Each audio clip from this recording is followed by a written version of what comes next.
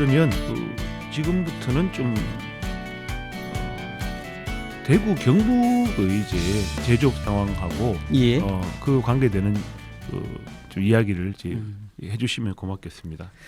그 대구 경북은 그 산업 비중을 보면요, 네. 제조업이 45%를 차지합니다. 네. 제가 깜짝 놀랐던 거는 네. 경상남도가 제가 이제 경남에 있으니까 네. 그 제조업 중심의 산업 구조를 갖고 있다 네. 이렇게 생각하고 대구나 경북은 그렇게 생각을 하지 않았는데 네. 이번에 그 이 강연과 관련된 데이터를 만드는 네. 과정에서 대구 경북이 특히 45%의 제조업 비중을 갖추고 네, 있고요. 굉장히 많습니다. 굉장히 높더라고요. 예.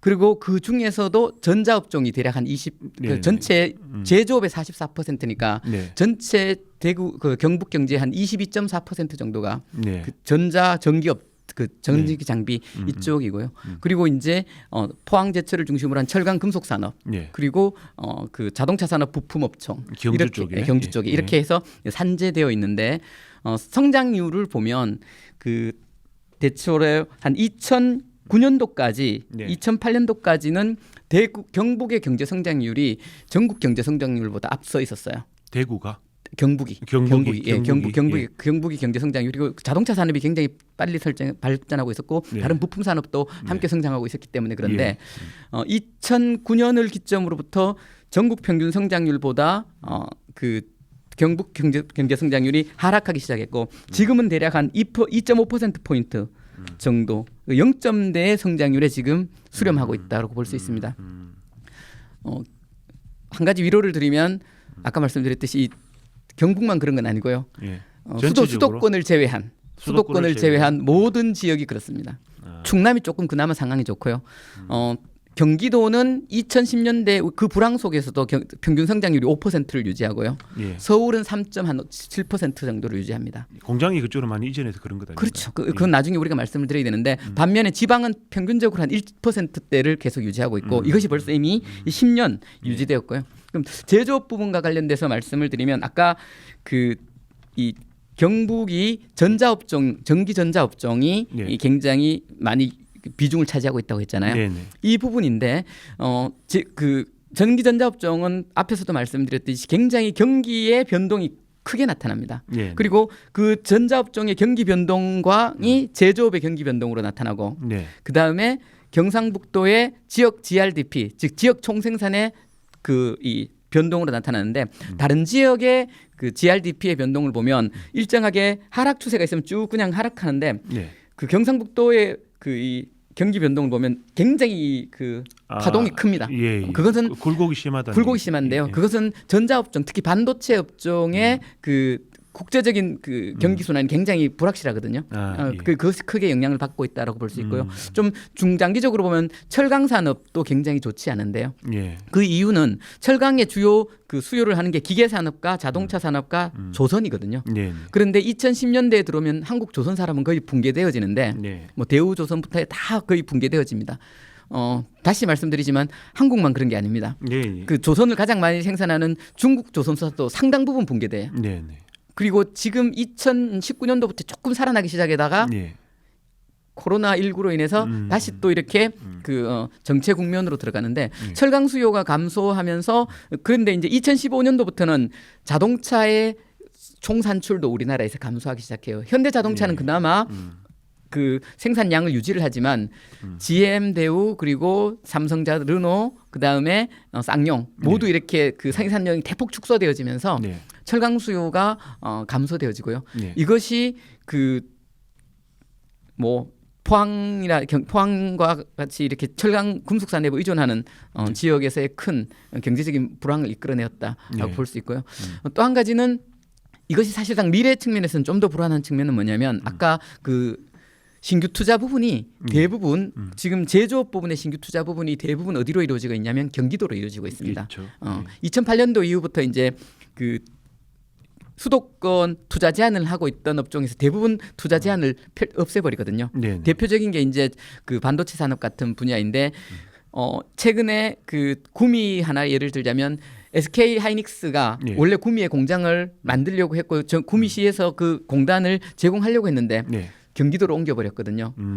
개인적으로 굉장히 충격적인 상황이었고 저 개인적으로 보면 제가 경남에 있는데 이번에 현대중공업이 대우조선을 매입했지 않습니까? 그래서 네. 한국해양조선이라는 네, 네, 것이 만들어졌는데 한국해양조선이 지주회사하고 그 자회사하고 분할이 돼요. 네, 네. 지주회사는 전체적으로 매출과 설계 이런 부분을 담당하고 이제 나머지는 뭐 현대중공업이나 대우조선은 제조를 하는데 네, 네. 원래 그 현대중공업이 있을 때만 하더라도 연구개발 기능을 울산에 뒀었거든요. 네, 네. 그런데 거의 대부분 다 예. 서울로 옮기고 수도권으로 있고 옮기- 예, 그렇죠. 장기적으로 봤을 때 자동차 산업과 조선도 다 뭐로 가냐면 전장화되거든요. 쉽게 전장화. 말해서 전기 자동차가 되고 예. 자율주행차가 되기 때문에 네. 핵심적인 부품이 소프트웨어와 전장 부품이에요. 예, 예. 그런데 이 부품과 관련된 그 산업 생태계 공급 라인은 다 어디에 집중되어 있냐면 거의 대부분 그 경기도에 있습니다. 야, 그러니까 예. 앞으로의 미래의 투자 자체가 그 부품 경쟁력에 있어서도 그렇고 그다음에 공급 생태계에 있어서도 그렇고 그 대구와 경북 전통적인 산업 그 단지로 이루어졌던 지역들의 그 메리트 투자 메리트가 굉장히 약화되어지는 거죠. 예. 특히 그 소프트웨어 이거 아까 말씀드렸듯이 자동차 산업도 그렇고 자율선박 그리고 항공 산업도 그렇고 대부분 다 소프트웨어가 굉장히 중요한 예. 부분이 되어지고 이걸 흔히들 뭐 시스템 통합 이렇게 표현하는데 예, 뭐 디지털화 심지어 할수 있죠. 예, 예. 풍력 발전이라든가 그 재생에너지 부분에도 마찬가지입니다. 시스템 네. 통합이 굉장히 중요한 산업 요소인데 이 부분의 거의 90%가 서울하고 수도권에 집중되어 있습니다. 아, 그렇군요. 이런 점들이 장기적으로 좀 미래의 불확실성을 만들어낸다 이렇게 말씀드릴 수 있습니다. 지금 뭐 반도체 같은 이제 전자 예. 예, 그리고 이제 전기 소프트웨어 그리고 이제 자동차 이런 분야에 있어서는 말씀하신 것처럼 통합 시스템 이게 시스템 통합 이제 90% 집중되어 있는 수도권으로 많이 이전을 하거나 그쪽에서 생산해내는 걸로 이제 거의 대체가 될 가능성이 높다. 그렇죠. 그래서 장기적으로 봤을 때는 이제 경북의 그런 산업 분야에 있어서 구조 조정이 좀 일어날 가능성이 높다라고 예측할 수 있겠네요. 그렇죠. 그 대구나 그다음에 이제 뭐 성서공단도 그렇고 여기 예. 구미 전자공단도 그렇고 그다음에 동남권에 있는 기계 산업이나 조선 산업도 그렇고 모두 한 70년대 80년대 네. 핵심적으로 조성이 되거든요. 네. 그렇기 때문에 이미 공단 자체가 3, 40년 되면서 국가 산단 자체가 굉장히 노후된 측면도 있고요. 네. 아까 말씀드렸듯이 시스템 통합이나 그다음에 정북 통신 그리고 전장 부품들이 그 서울에 경기도에 집중되어지는데 또 중요한 거는 연구개발 기능이 계속 강화되고 있거든요. 예, 그런데 예. 연구개발을 하는 그 인력 공급 자체가 수도권에 집중되어 있기 때문에 그러니까 지금 현재 존재하고 있는 산업 생태계 그리고 공단 자체의 경쟁력. 네네. 사실 우리가 제가 이제 그 경남에 있는데 창원국가공단을 가면 여기는 그냥 공장 단지다 이런 걸 느껴요. 네네네. 근데 평택이라든가 이런 데 가보면 네. 이거는 그냥 좀, 네. 오피스 같은 네. 느낌이 들어요. 그러니까 네. 공장에 간다는 느낌이 아니라 그냥 굉장히 현대화된 시설을 갖추고 있거든요. 네. 청년들이 일자리를 똑같은 공장에 그 일자리를 찾는다 하더라도 이런 동남권에 있는 낙후된 시설들을 가기는 굉장히 주저하는 측면도 있거든요. 네. 이런 복합적인 요소들이 작용을 하고 있기 때문에 같은 값이라면 뭐 딴 데 가고 그렇죠. 싶어하겠죠. 거기에다가 이제 서울로 가면 성장을 한다라는 느낌을 네, 많이 갖기 다른 때문에. 기회도 있을 거고. 예, 이런 네. 점들이 인력 측면과 산업 생태계 측면 모두에서 굉장히 그 불확실성을 갖추고 있다. 지방이 예. 그리고 거기 중에서는 이제 경북도 그렇고 경남도 그렇다 이렇게 이해할 수 있습니다. 한 가지만 더 여쭤보고 예. 다른 주제로 좀 넘어갈 수 있도록 하겠습니다. 말씀하신 것에도 불구하고 예. 이제 포항을 중심으로 하는 철강 산업의 경우에 아직까지는 그래도 경쟁력이 있지 않느냐. 철강 산업의 특징 자체가 예. 국가 기관 산업이고 이것은 이제 군사 문제하고도 연결되는 것이고 예. 건설을 비롯한 거의 모든 그 산업 분야의 기초가 되기 때문에 예. 이제 한국 같은 경우 남북한 대치 상황이라든지 그리고 이제 그 여러 가지 그 계속 성장을 해야 되는 입장에서 봤을 때는 포기할 수 없지 않느냐. 예.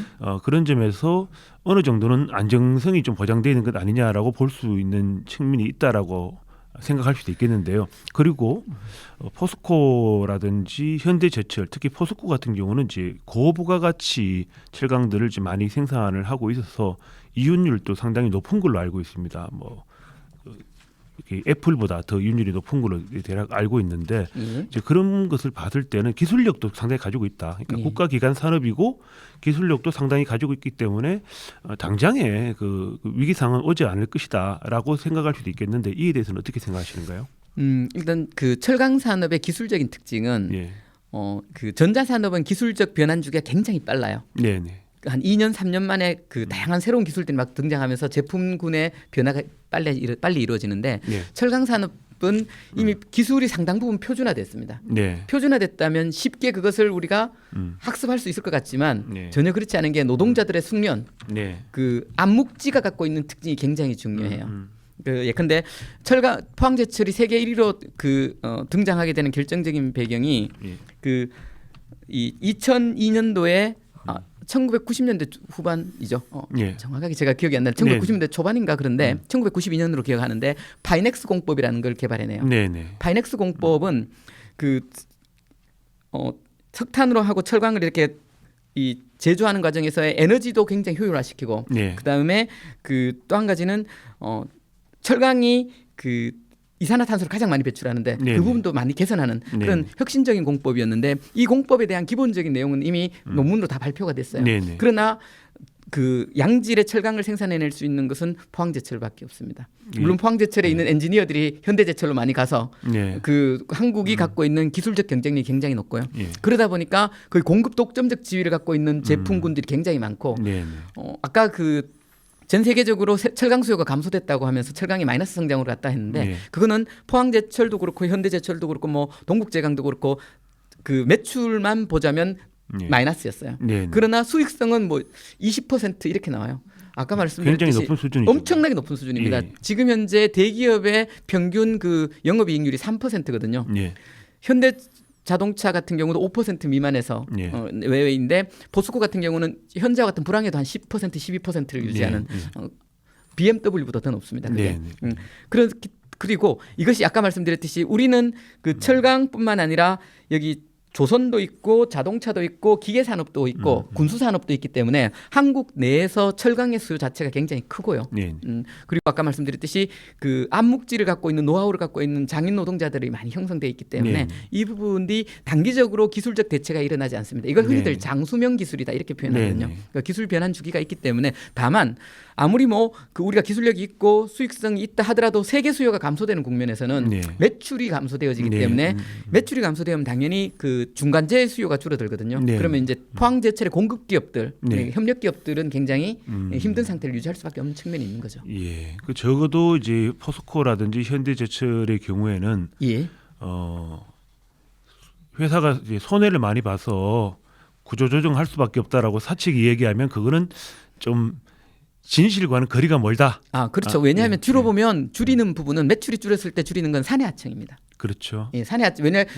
자본이 갖고 있는 전략은 사내하청을 넓히면 넓힐수록 해서 시장 불확실성을 조절하는 수단으로 사내하청을 사용하고 있고 네. 그렇기 때문에 그들 입장에서는 그게 해고가 아니라 그냥 계약 중지가 되는 거죠. 네. 이 부분들에 대해서 노동운동이 어떻게 대응하는가 굉장히 중요한 거죠. 사내하청이 좀 집중할 필요가 있겠네요. 예, 그렇습니다. 예, 시청자 여러분, 지금까지 두 가지 주제에 대해서 간략하게 좀 살펴봤습니다. 세계 경제 전망과 한국 경제의 미래, 그리고 대구 경북 제조업의 상황에 대해서 잠시 살펴봤는데요. 조금 있다가는 이제 요 최근에 가장 이슈가 되고 있는 기후 위기가 이제 어떻게 제조업에 영향을 미치고 한국 경제가 어떻게 변할 것인지, 여기에 대해서 노동운동 진영은 어떻게 대응해야 될 것인지에 대해서 좀 다루는 그런 시간을 갖도록 하겠습니다.